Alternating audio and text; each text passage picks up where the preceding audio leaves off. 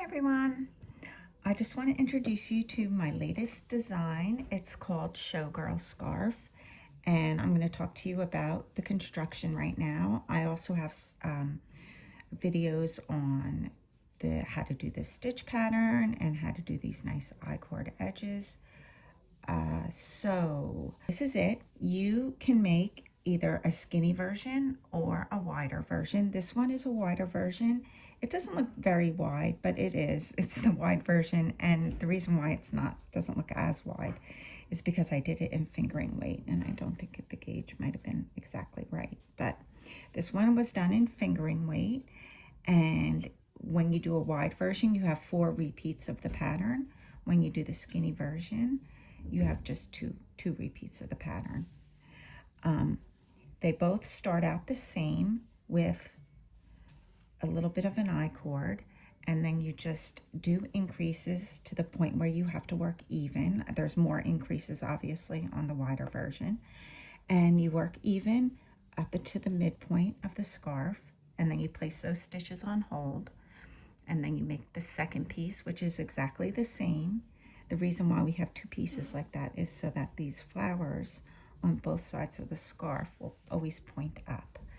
And then you will join them at the top with Kitchener stitch. And that's it. That's how you make the scarf. I have this one. I'm the original one I did in the Showgirl colors.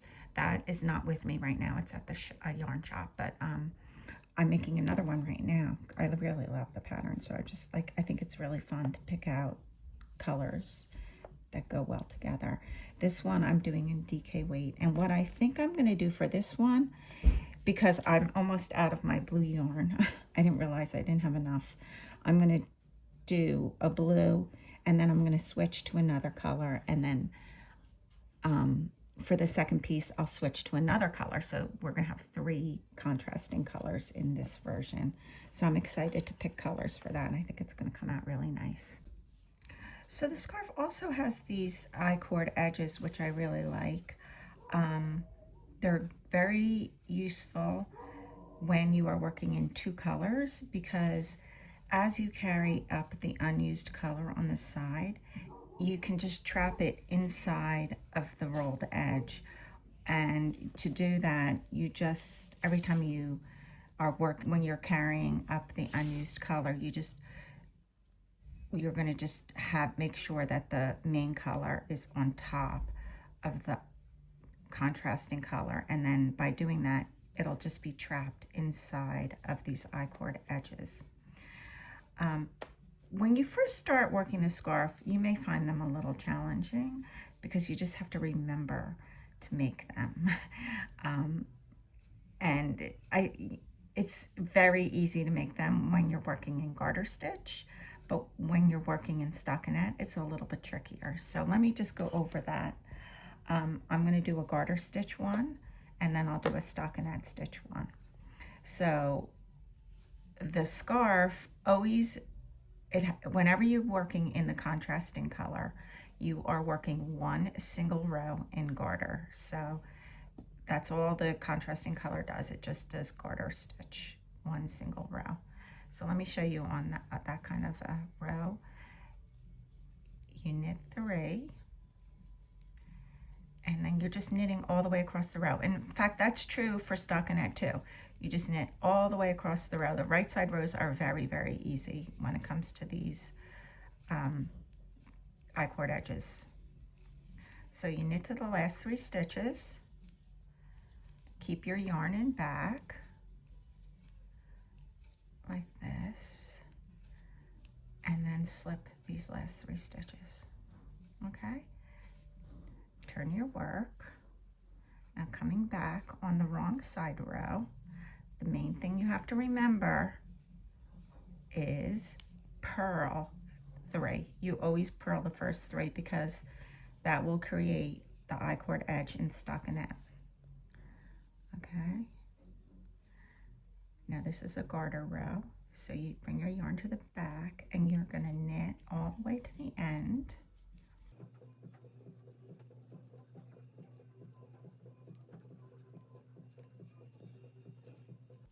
And then when you get to the last 3 stitches, bring your yarn to the front and slip them purlwise. Okay, now there's your garter row. We're going to do a stockinette row, which is a little trickier with these I-cord edges. So you knit 3. The right side row, like I said before, the right side row is easy. You just knit all the way across to the last 3 stitches.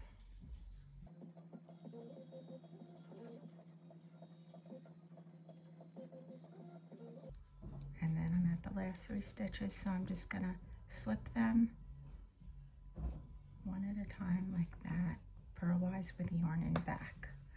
Okay, so the tricky part comes in now. You always purl the first 3 stitches. Now this is a stockinette stitch row, so we're on the wrong side. We're working in stockinette.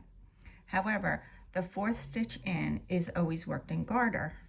So you have to bring your yarn, you did your purl 3s, bring your yarn to the back and knit that 1 stitch, then bring your yarn to the front and purl all the way across to the last 4 stitches. The 4th stitch in is in garter. Bring your yarn to the back, knit it, then move your yarn to the front and slip those last 3 stitches purlwise with yarn in front. So that's why I said, like, the stockinette stitch one, you just have to remember to bring your yarn to the front and then yarn to the back, like, because you do that 1 switch.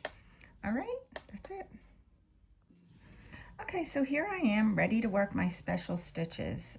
It's over 2 rows, and I will demonstrate how to do them.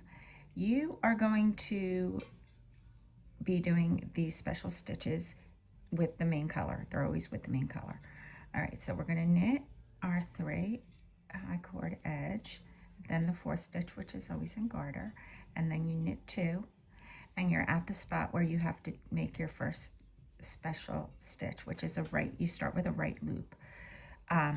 You're counting 2 stitches over to the left and 3 rows down. 1, 2, 3.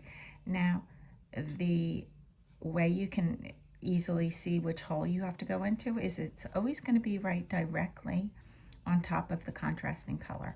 You're going into the hole, a main color hole. You count 3 holes down, take your right hand needle and just stick it in. Wrap your yarn around like you're knitting, and then just pull up a loop and leave it on your right hand needle like that. Knit 1, slip 1, knit 2. Now we're going to do our left loop.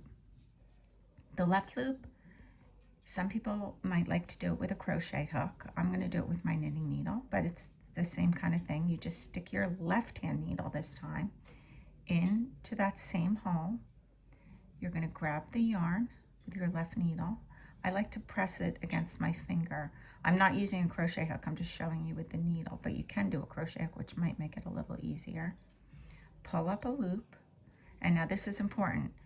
When you put it onto your right hand needle, put it on knitwise. So take your right hand needle and just kind of, as if you're knitting, slip it on that way. Don't slip it on that way. That would be purlwise. You want to do it knitwise like this, okay? And your loop is now on the needle.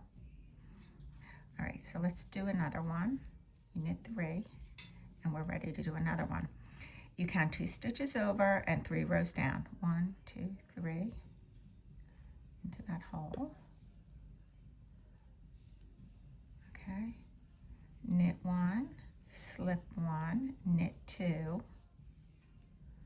Okay, then you take your left hand needle, put it right into the same hole, and scoop up the yarn and place it onto the right hand needle knitwise like that. Knit 1, and now you're at your last 4 stitches, which get knit 1 and then slip 3 with yarn in back. All right, so we did our right side row. Turn your work, purl the first 3 stitches, the I-cord edge, knit the 4th stitch, because that's always in garter. Now bring yarn back to the front. So we purl 1, and now our first purl 2 together. We're going to do 2 purl 2 togethers. The first one, the stitches are very close together like this. Purl 2 together, purl 1, slip 1, purl 1, and then you purl the next 2 together. These are more spread apart. And then you did your first special stitches done. Let me go and do the next one. Purl 2. You could see these are the 2 stitches that are together. Purl them together like so. Purl 1, slip 1, purl 1, and purl the next 2 stitches together. And then you're done. Now the last 4 stitches are the I-cord edge. You knit the 4th one, bring your yarn back to the front, and slip them purlwise with yarn in front. And then turn your work and see how pretty these little flowers are you just did. And that's it.